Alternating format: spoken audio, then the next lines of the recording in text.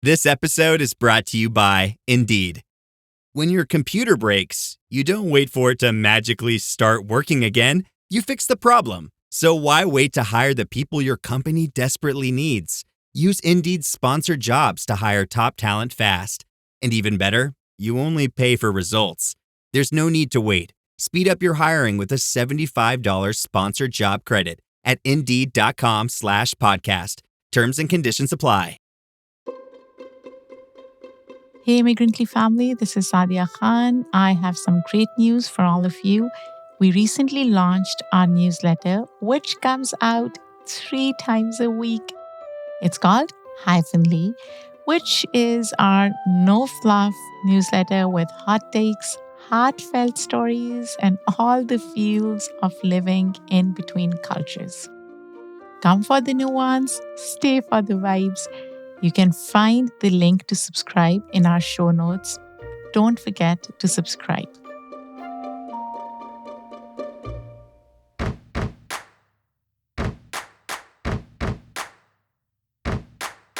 Welcome to the Immigrantly Hive. I'm Saadia Khan, an entrepreneur, immigrant mom, cat mom, critical thinker, and your host.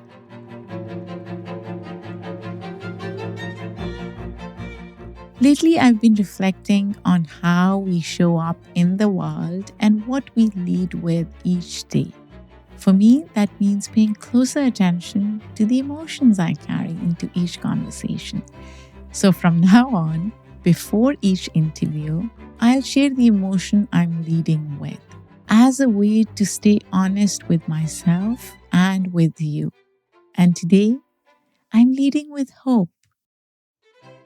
Hope to reclaim spaces that were once kept away from us as immigrants, to reclaim the complexity, the full complexity of who we are, and to take pride in our immigrantness.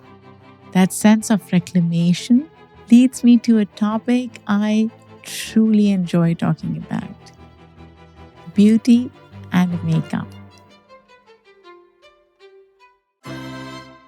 And let me be honest, makeup has never been my strong suit. My signature look, if you follow me on my Instagram, has always been a touch of red lipstick and a hint of blush. And don't even get me started on eyeshadow, contours, and all the other facets of beauty. And yet, I deeply admire people who treat makeup as an art, who see it as a language of identity and expression, and who create inclusive spaces for faces that too often feel unseen. Priyanka Ganjoo is one of them. Priyanka worked in corporate beauty at Estée Lauder and Ipsy before launching Kulfi Beauty in 2021, with a mission to build a South Asian-centered brand that is playful, expressive, and inclusive. Her brand began with kajal. She called it Nazar no more, which basically means no more evil eye. She has spoken often about never feeling included in beauty spaces and how Kulfi is meant to shift that narrative. But Priyanka's story is so much more than the brand that she created. She is an immigrant, an entrepreneur, a hustler, and somebody who really believes in the power of human connection and inclusivity. And today she joins me to talk about shaping narratives in beauty, the intersections of identity and art, and the emotion landscapes of seeing or not seeing your own face reflected in the mirror. And by the way, the crackling sound that you hear in the beginning is Sheru, my cat, playing with his toy. I just didn't want him to stop playing, so I did not intervene. I hope it's not too inconvenient. So without further ado, let's jump right in.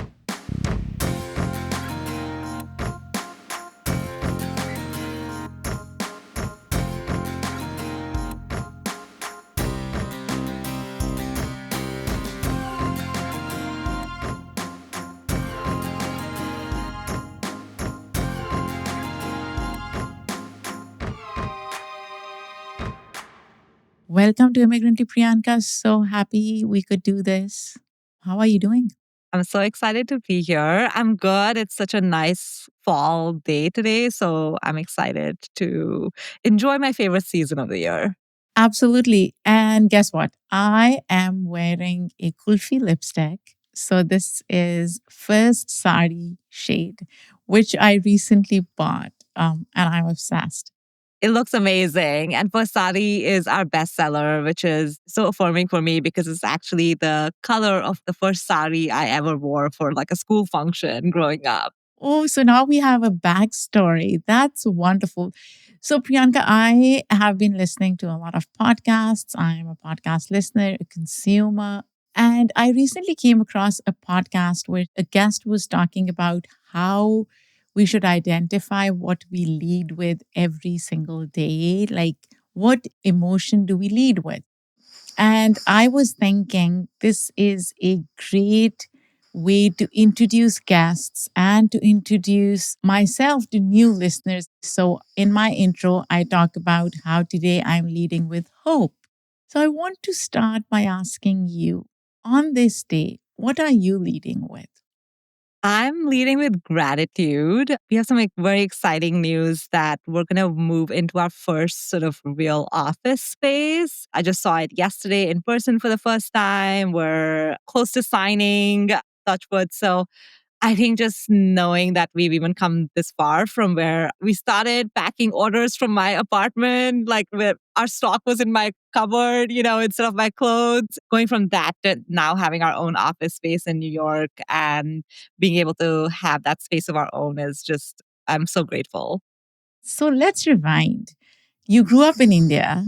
What made you come to the US?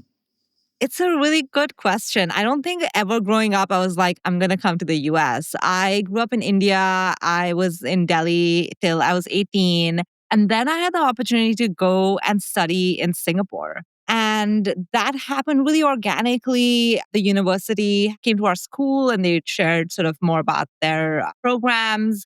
And I thought this was fun. This was different. And they had a scholarship, which was important for me because my parents couldn't have afforded to be able to send me otherwise. And so I applied for that scholarship and I got in. So I moved to Singapore for undergrad. I actually studied engineering, as all good Indian kids do, but found myself drawn to business. And so I started working at a consulting firm after I graduated. And one of the kind of next steps in the career ladder, we're kind of like climbing the career ladder then was to get an MBA. And that's what really brought me to the US because I applied for an MBA and that was when I moved when I was 25. So tell me, how is Singapore different from the US? It's very different. I think like culturally, it's also diverse, but in a very different way because there's a lot of Asian communities there. I think like it's also a little bit more easier, like it's more plug and play in terms of lifestyle because I feel like the transition kind of going from India to moving to Singapore was pretty seamless for me. I think it also is the stage of life. I was very young. I was 18. There was like other kids who were sort of my age that were part of my cohort. And so it was just like a very seamless experience where I felt really welcome. I think the US is very different. It's definitely had much more of that cultural shock moment when I moved here for the first time. But I do think what really kept me here is, I think, just like the level of affirmation and creativity I've been able to experience. And, I don't think I could have built Kulfi in any other place. And so I think for me, that uh, the freedom to sort of like do and be much more has been really exciting. And I feel like that's, part of the American DNA is like believing that you can make anything happen. And so I do think that that was something that I really enjoyed about being here. You're absolutely right. And at least that's the dream that's sold, right? Whether it materializes for everyone or not is a different story altogether.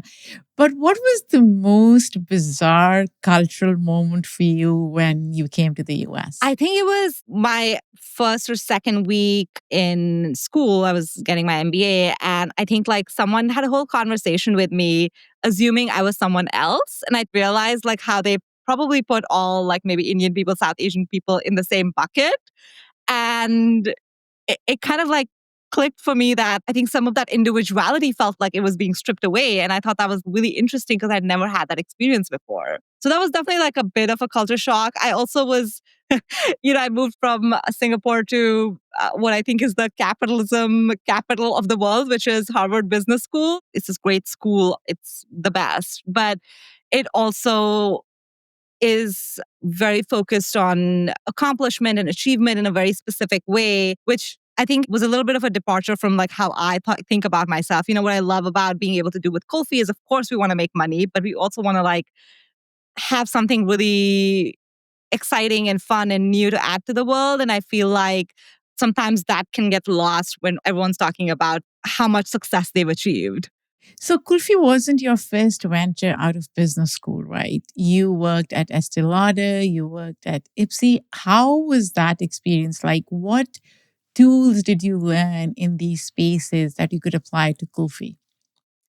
I think those experiences were very formative. I think at Estee Lauder, what was interesting was recognizing the power of a brand. They have iconic brands like, Bobbi Brown, Joe Malone, MAC. I was working with some of these brands, and these brands like really stood for almost like a cultural moment. Like MAC was the first brand probably to create shades for a lot of undertones and the first to be like, it's for everyone and sort of really welcome a very diverse community. And I think knowing that brands can stand for so much more than just product. I think I learned that at Estee Lauder. And then Ipsy, which is a beauty subscription service, was my first operational role and kind of a startup role. And so that was kind of where it clicked for me that if you can imagine something, you can actually make it happen. And, I did that within my role in merchandising. And I think kind of gave me the confidence to be like, it's not impossible for me to like try to build something if I want to. I'm always looking for ways to show my cat how much I love her. And with Fancy Feast gems, I can pamper her whenever I want with a savory gravy on top of a gourmet mousse pâté. The pyramid shape makes serving simple, so all I have to do is peel and plate to make mealtime feel extra fancy. And with 2 entrees in every pack, it's easy to turn every day into the extraordinary. Fancy Feast gems. Purina believes no one should have to make the impossible choice between their own safety and their pets. But nearly half of domestic abuse survivors delay leaving because they can't bring their pets with them. Through the Purple Leash Project, Purina is helping create more pet-friendly domestic violence shelters so survivors and their pets can escape and heal together. Visit purina.com/purple to learn more.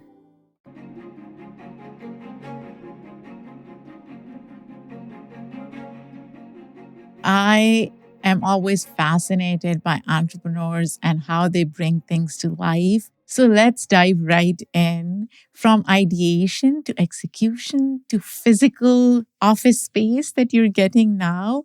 How did the whole thing start? I had been thinking about the space since 2017. Actually, that was the year I got married. My wedding was in India, and I was going through the motions of sort of, outfit planning and makeup planning. I realized that a lot of the products that I wanted to bring didn't exist in the market in India. And my family, my friends were like, oh, can you bring me this and this and this? And like, it kind of made me realize that there's this gap that no one's sort of speaking to. And it's something that I had experienced in my day-to-day life as well, where, even though I had access to a lot of beauty products working in the industry, I still struggled to find shades that complemented me, that didn't make me feel washed out, that didn't make me look orange or gray. And it kind of all clicked being like, wait, this is such a huge number of people, me and, everyone I know. And beyond that, that really haven't felt included in the beauty space, both from the perspective of products that really make us feel our best selves, but then also storytelling and cultural narrative that really hasn't been included in the beauty industry, even though we're the source of some of the most like amazing beauty rituals. And so that was sort of when the idea first started. And because I was in the merchandising role, my goal was to find brands who are doing that and then hopefully work with them and sort of, help them and partner with them. But there weren't any brands. And so that was sort of like the challenge that I faced. I was like, wait, I'm waiting for someone else to do it. And then in 2019, I was like, let me just try to do it myself. Huda Beauty was around before that, right? That's probably one of the brands that does address the issue of different shades, colors, inclusivity. Did you not see it like that? Or were you looking for something different? I think for me, it was more the cultural storytelling piece that I think was really, really missing. And even if you think about the models, like you barely ever had like South Asian models in campaigns. And so I think there is that piece of it. And then I think with colors and undertones, I think South Asian undertones are also specific in terms of being olive gold. And so was there like a hyper focus on getting those right? I don't know if like that level of focus exists outside of brands that are like really, really speaking to that audience, which isn't to say like, of course, shades exist, right? Like even NARS has some beautiful shades, Makeup Forever, MAC we spoke about, right? Like you can mix and match and find shades in all of these assortments, Huda included. But I want to take away that thinking for people to be like, okay, if I go to Kulfi, I will find shades that will look good on me. And I think that's something that I hope we can offer our consumer.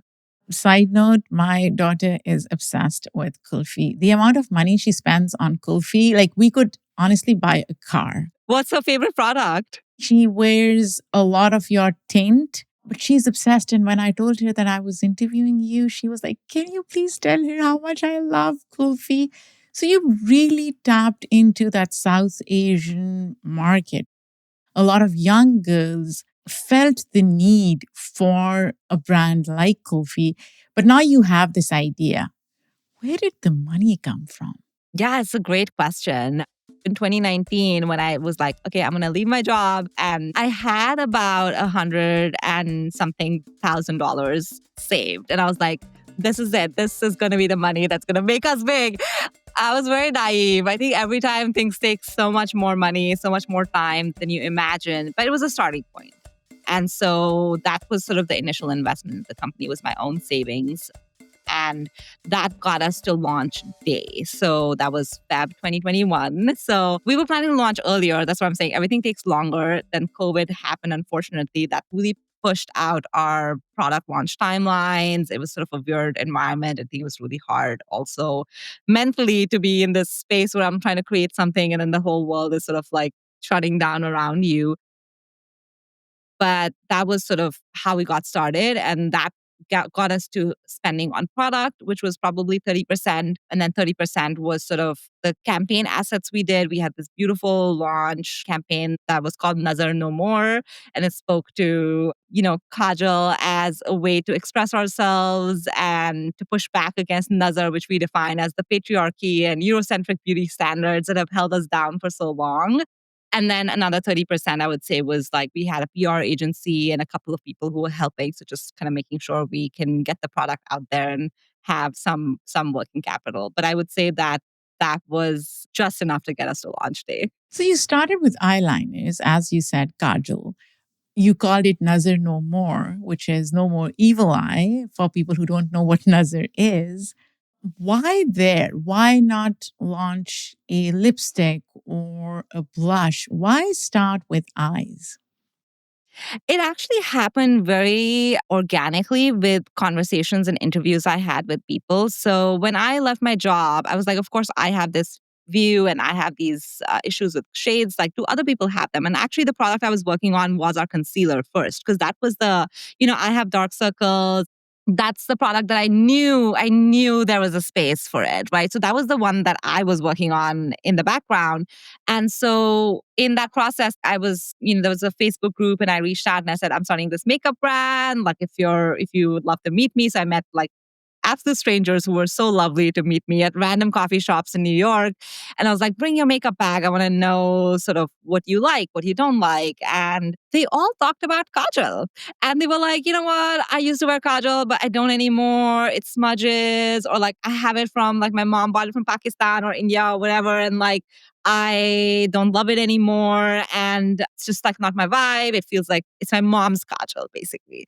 And I thought that was like such an interesting thought because everyone has it. Everyone knows and wants to wear it, especially if you have a shadi or like a wedding ceremony or any like festival to attend, but they're not feeling good about it. And I feel like that was kind of my aha moment, being like, that was my first makeup product too. It was kajal. It was like, stealing my mom's kajal. And so I was like, I just have to do it just because of how emotionally resonant that is for us. And, knowing that traditionally it was made at home and we love that intense pigment, that buttery glide, but how do we make that without having sort of that smudging and messiness? And how do we make it in a really user-friendly format? And also add in, outside of the classic black colors, like we have a teal blue, we have a plum, we have a terracotta. How do we add some color and fun into that assortment? So, what kind of reaction did you get? What was the response, the user response? Were there any critics? I think overall we got a overwhelmingly positive response. We had built a very close-knit community through a blog. We used to have this blog called Kulfi Bites. And through that was kind of how we got the initial word out, was the community we had built through that. And in addition, we got some great press coverage for our campaign and our story. Because again, at that time, nobody was speaking about this, right? It was so fresh. It was so new. So we got a lot of like press coverage and we had this community we had built. And overall, everyone was incredibly, incredibly positive. I mean, I think they're skeptics, and I think they're skeptics regardless of whatever you do and whatever level of success you achieve. You'll always have people who'll be like, okay, but, what next? What are you going to like?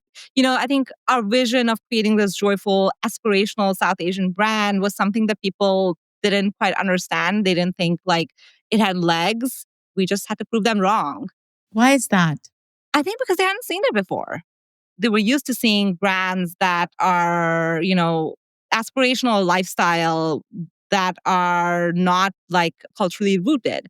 The other interesting thing is that with South Asian brands, of course, those exist in the beauty industry, but they were typically like Ayurvedic brands or like had an ingredient story. There was like a specific angle, we weren't really kind of talking about that. We're saying this is just about nostalgia and fun and color. Like this is about like the Kulfi girl. She is just a cool girl next door. Like, that's sort of what we're trying to project. For a while, we also kept getting the question of like, this brand already exists. Why do we need you? And I think that's so limiting. I feel like there's this tendency to compare and limit who we can be. And I'm like, there's so many brands out there. Why can't this specific iteration of brand exist in the world? And I think that was also like another thing, which I think now that we're like a few years into the journey, we have products, people have seen us bring the brand to life in so many different visual and interactive ways. I feel like that has drowned, or like that has kind of like the noise has sort of like lessened, because people now realize that, yes, we have a very specific, unique identity. It's not just about being South Asian. Definitely that is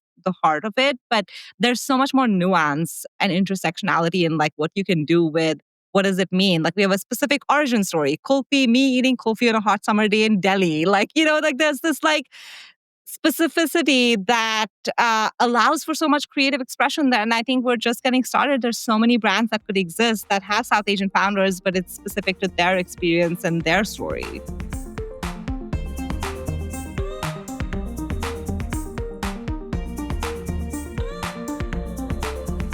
The family that vacations together stays together. At least, that was the plan. Except now, the dastardly desk clerk is saying he can't confirm your connecting rooms. Wait, what? That's right, ma'am. You have rooms 201 and 709. No, we cannot be 5 floors away from our kids. The doors have double locks. They'll be fine. When you want connecting rooms confirmed before you arrive, it matters where you stay. Welcome to Hilton. I see your connecting rooms are already confirmed. Hilton, for the stay.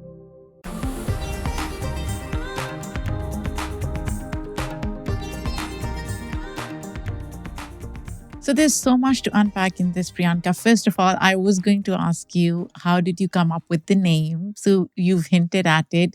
Give us the whole story. How did this come about? I wanted the brand to be playful and joyful. I feel like often a lot of our beauty experiences have been traumatic, It's been like, oh, like don't wear red lipstick because, you look like you're trying to, be out there, or, wear this because it'll make your skin look lighter, and like all these things that kind of held us down. And I wanted to change that or shift that relationship, which is not to acknowledge that those experiences haven't shaped who we are, but how do we unlearn that and change our relationship with beauty to be more joyful? Absolutely. Absolutely. We don't have to be always consigned to our traumas and our tragedies. Where is the everyday living? And that's what Kulfi is doing, which really resonates with me because that's exactly what we are trying to do at Immigrantly, right? Everyday living.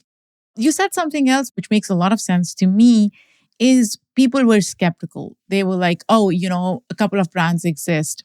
And I led with that question as well. Obviously, my reason was different. I wanted to understand where you were coming from in that space. But it's so fascinating to me that there are so many beauty brands out there. But for immigrants or South Asians, it's as if people don't want to give us the permission to have more than one brand that speaks to our identities and who we are and what we can celebrate. To your point, if there's Estee Lauder and MAC and Bobbi Brown and so many other brands, so why can't we have Kulfi and Huda and a ton of other brands in this space and celebrate all of them at the same time? Absolutely. And actually, it just occurred to me the first question you asked, which was the cultural shock experience of like someone having a whole conversation with me, assuming I was some other brown girl. It makes me realize it's because we've been pushed to like a box and we're all very different. And I think that's really what it is. It's like, how do we celebrate our individuality and the fact that one brand is never going to be able to represent a billion plus people? Absolutely. We have to celebrate the fact that there's so many of us who can have so many different stories. So yeah, that's sort of, definitely been part of the experience of trying to put Kofi out there.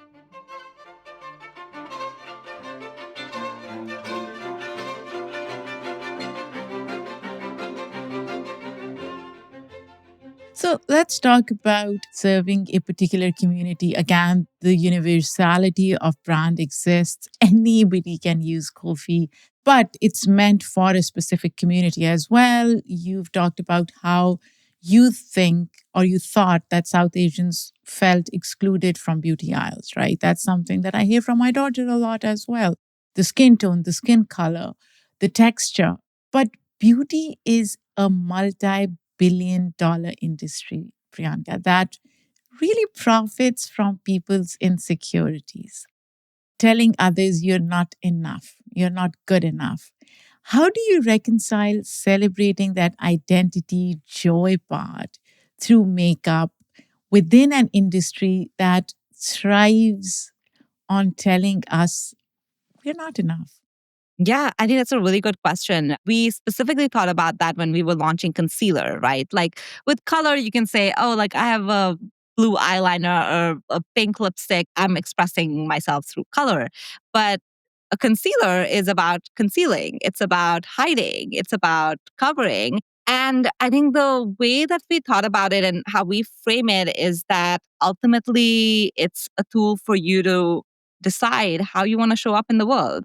And people have worn masks, people have worn symbols for forever, right? And that they choose to do that because they want to show up in the world in a specific way. And we always want to like keep certain things private. And so if you think about that, it's like you have that choice. I go on days when I have like no makeup on. I have my dark circles in their full glory and skin textures and that's totally fine. And those are the days when I'm open and vulnerable and maybe want to be show up that way. But then there are days when I'm like ready for, oh, I don't want to say war, but ready for like, to be in this like situation where I want to express my power in a specific way. And that's when I use these tools to kind of showcase a specific side of me.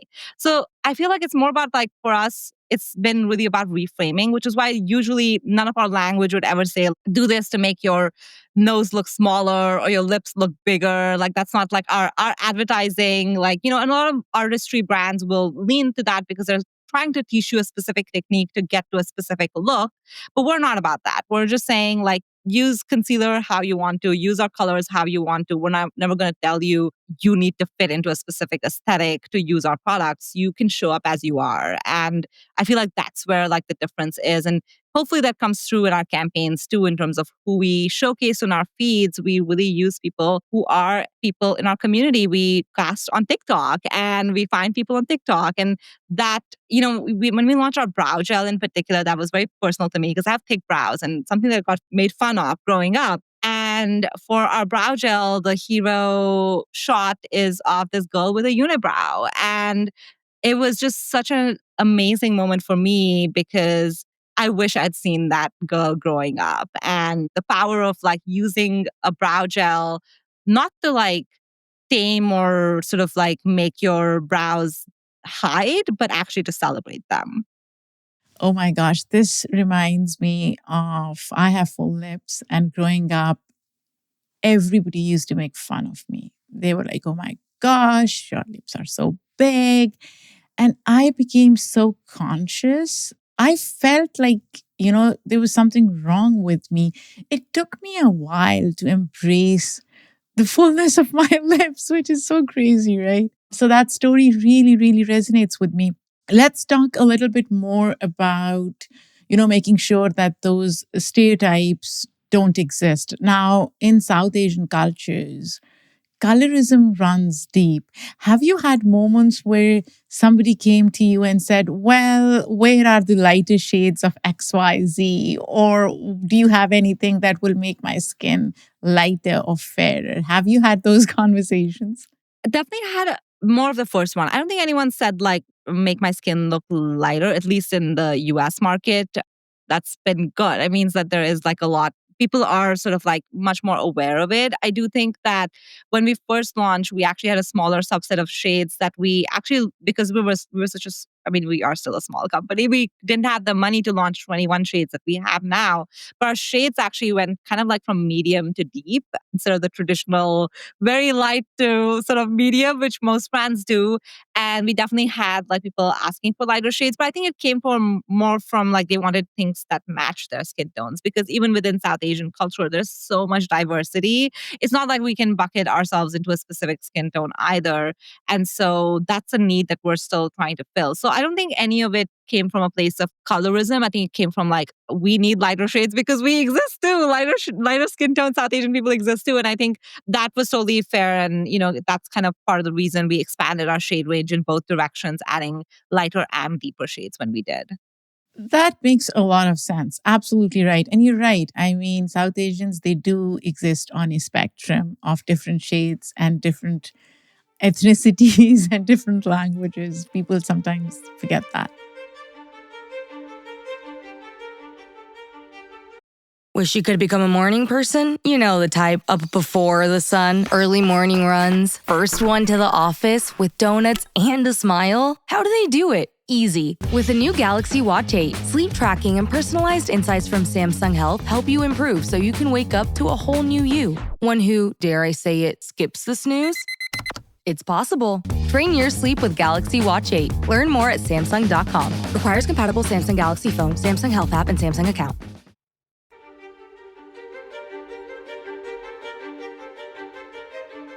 Going back to your corporate experience, you did work in these corporate powerhouses in beauty, right?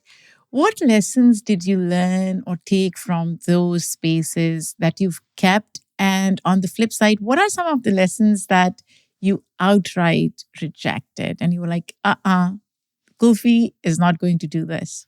I can definitely answer what I outright rejected. I love that.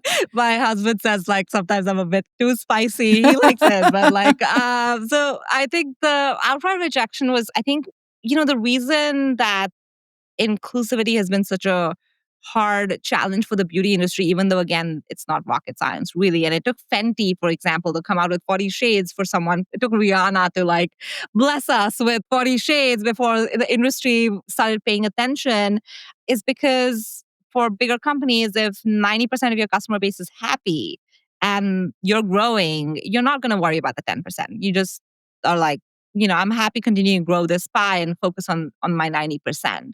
And I think that's something that I was like, but this 10% also deserves to be loved, right? Like they also deserve options. And I think an important lesson for me was to find power and strength in that. Like there's a reason why people are skeptical. And that's an opportunity for me because they are not seeing what I'm seeing. So I definitely think that that was something that I took away. And I think in terms of like, what is something that I remember like from a positive perspective, I think it's definitely listening to your community, which happened a lot at Ipsy. So, we were constantly looking at community feedback, social media, and YouTube this was sort of the era where YouTube was at its peak, and it kind of like broke down that traditional relationship that brands had with consumers, and it became very different. Huda, that was kind of when she first emerged and, exploded on the scene because she was actually connecting with the consumer in a very different way that nobody had ever done before. And so that's something that I thought was like, wow, this is powerful. Like someone who's just an everyday person like me can also start something and speak to my consumer and build a community without necessarily having all the money to run a big media campaign. And so that's been, it's still our community, our social media is still the biggest way we speak to our customer. Priyanka, what has been the biggest surprise so far?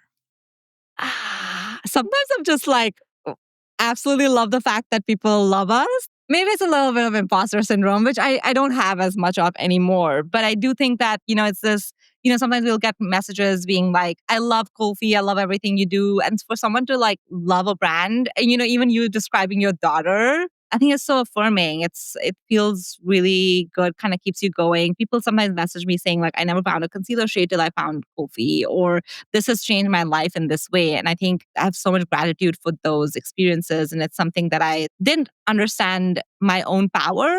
And I think the power is in all of us, right? Like you doing this podcast, like understanding and owning that your voice has power and you can use it to change things and have a positive experience on people. And so I think that's been for me a personal learning because I'm an introvert. I'm very much like someone who likes to be behind the scenes, but recognizing that showing up as I am, like not a conventional beauty influencer celebrity, but people relate to that and there's power in it.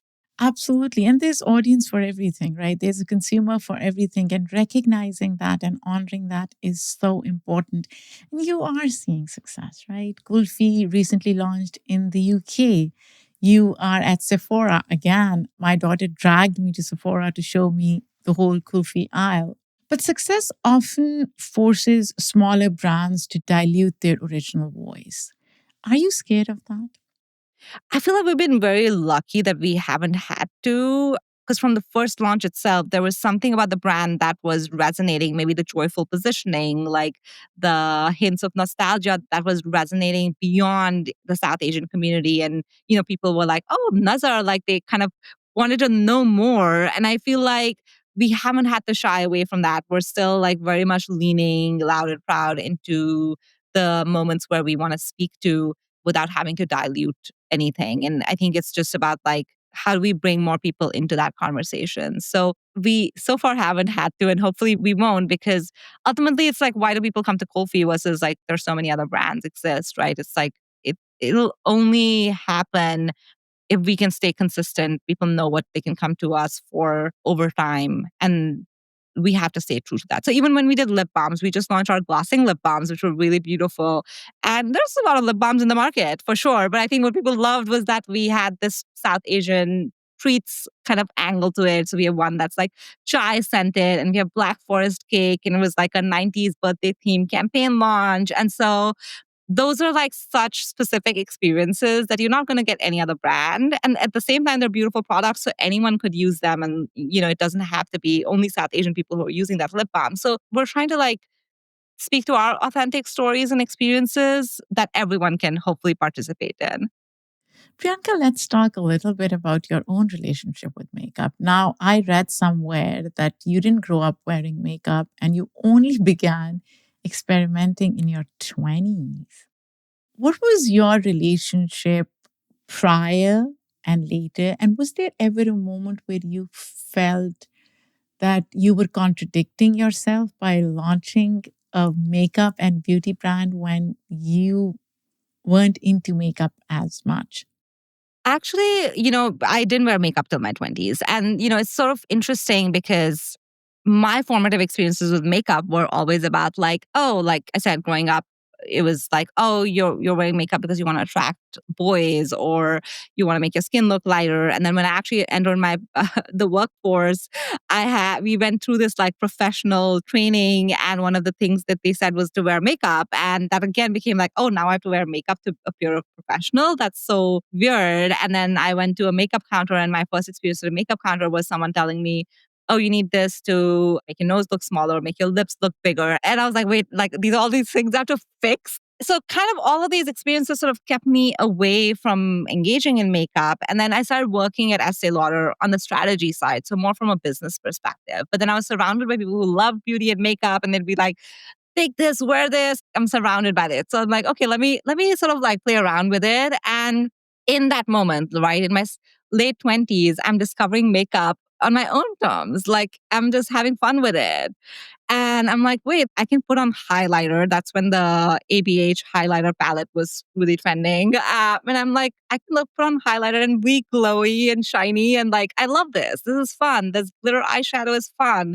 And that was my aha moment of being like, it doesn't have to come with judgment. It can be playful. It can be fun. And so for me, it wasn't really contradictory because it was very much like my experience of like, rediscovering, unlearning that makeup has to be only for specific things and learning that it can just be a way to express myself and how I feel in the day that I wanted to bring forth with the brand. And that's why the brand is, called Kulfi and has these products that are very approachable and very much about bringing joy to your everyday routine, because that was truly sort of my experience. And coming in from that outsider lens, I actually think allows me to put myself in the shoes of someone who might have felt that way and might feel like, oh, makeup is maybe not for me, but we're here to make it easy. And we're here to tell you that, you can have fun with it. You have permission to be part of this.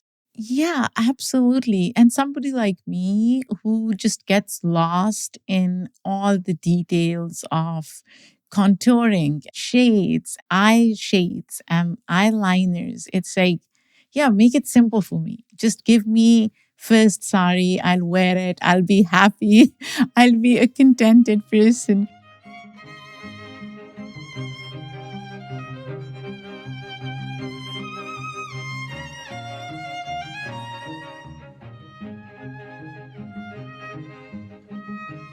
Let's talk about inclusivity, a term that we hear so often in the US, mostly in performative context. Because honestly, if you ask me from my vantage point, people still don't know what inclusivity really means. So I want to ask you, because you really embraced it, what does authentic, lasting inclusivity in beauty look like to you? We're really about showcasing the people or partnering with people who are already doing the work. I don't think like I'm saying something that hasn't been said before. It's like, how do we give people who are doing the work the platform? So, for example, our branding, we worked with Badal Patel for our branding, and our first campaign we worked with another like South Asian creative, and so there was this team that was put together that hadn't ever come together, and like they were working behind the scenes. I talked about our blog, and we had a lot of up and coming South Asian writers who were writing stories for us that again had never had a platform to write before. When you look at our social media, when we're partnering, we're always looking to partner with up and coming influencers and creators who we often were the first people who send them PR. And, they obviously grow and evolve in their influencer journey. But what we want to do is really partner with people who represent our consumer. And so for me, that's really sort of how we approach it. So it's less of a checkbox of being like, I need this shade and I need this whatever, like, because I think that approach doesn't work, right? That approach ends up becoming performative. It ends up feeling, even to the consumer, it ends up feeling like, oh, you just did this because you're checking a box, versus like, let's honor our actual consumer and how can we showcase who is who's buying our product in our campaigns, but also behind the scenes in terms of the teams we're working with or who we're partnering with for specific pieces, and close the loop in that sense. Like even again, having more South Asian founders or South Asian beauty editors, South Asian beauty merchants. I think there's this whole space that we've barely scratched the surface of like creating equity in those rooms where these decisions are being made. Often we're fed a very specific version of beauty because it's decided by a very specific group of people. Okay, Priyanka, I'm going to put you in the hot seat. What is your favorite Kulfi product? Give us one or two. It's Zari Eyes eyeshadow. I was intimidated by eyeshadow. I was like, how do I do this? I have to do a cut crease. I have to put on all these brushes. And so for me, Zari Eyes eyeshadow was everything I want in an eyeshadow, a one and done look, beautiful shimmer, especially the shade Sona Sona if you've tried it. But you can use your fingers to apply it. And then you have like an editorial look in less than a minute. You have an eyeshadow that I guarantee you, if you wear it and you walk into a room, someone's going to ask you, where is your eyeshadow from? Oh, I'm going to go to Sephora and buy that. Is there a backstory to how the eyeshadow came about? Yeah, so for sure, I wanted to have something that celebrated the shimmer and glitter, and we called it Zari Eyes because Zari is the traditional silver and gold threads in a lot of South Asian clothing. And so to me, this was sort of that perfect topper. Zari is kind of like that embellishment. It's that embellishment that kind of gives that your outfit that extra little like fun, right? And so I think for me, that was this eyeshadow is like, you are beautiful as you are, but if you want a little embellishment, like this is sort of what you can add. And what's next for Kulfi? Other than the office space, what should we expect in the coming days, weeks, months, years? Yeah, I think more of sort of what we're doing in terms of obviously more products that we are going to build that speak to these stories and colors that we can bring to the market. We just launched in the UK. We talked about that. So expanding our presence there. I mean, ultimately, like I want to be a global brand. I want Kulfi to be a global brand because it stands for this very specific lifestyle to be something that is across different categories of beauty products as well, not just makeup. I think we could definitely play into hair care or fragrance and because it's sort of more about the everyday life we talked about, right? That we're leaning into. But those are sort of like long-term visions. I think in the next year, it's just kind of continuing doing what we're doing and taking it step by step. I love the long term vision, right? Opportunities are endless. And I'm so glad that you have created this space that's giving so many South Asian young girls, especially, something to celebrate and something to relate to. It's so, so important.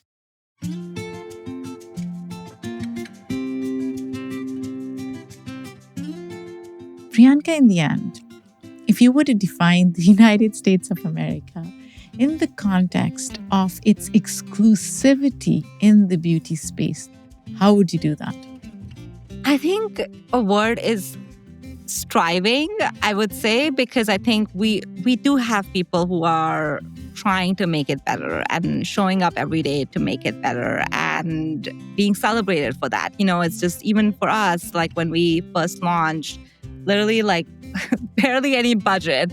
But, there would be editors, influencers who celebrated us and showed up for us in a way that I could have, never expected or paid for, if I wanted to. And so I do think there's this sentiment of like, we need to do better and we're going to work on doing things better, but there's a long way to go. So that's really kind of how I would define it.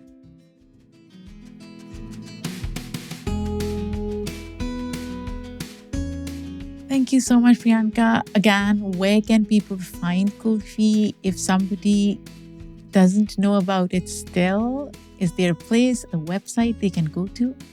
Yes, our website is kulfibeauty.com, and then you can shop us in-store at Sephora across the US and Canada in all stores. And we are on social, so our Instagram is at kulfi.beauty and same as TikTok. Those are the two channels we're most active on, so you can know more about our products and who we are. Thank you, Priyanka. This was so good. Thank you so much, Saadia.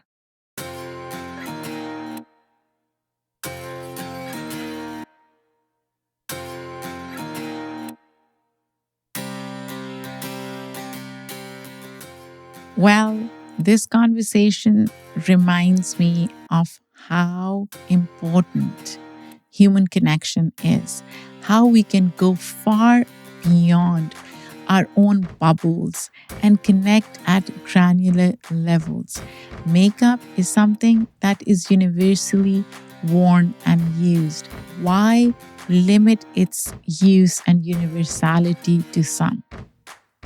I'm so glad I sat down with Priyanka, virtually of course, to talk about Kulfi. As I mentioned during my interview, it's my daughter's favorite brand. And I am so glad that I was introduced to it by her. If you haven't tried it, go to Sephora nearby and try it out, especially the first sari shade that I was wearing today. You'll see it on our Instagram in our reels. Hope you like it. This episode was produced and written by me, Saadia Khan. The editorial review is done by Shay Yu. Our incredible sound designer and editor is Lou Raskin. Our theme music is by Simon Hutchinson, other music by Epidemic Sound.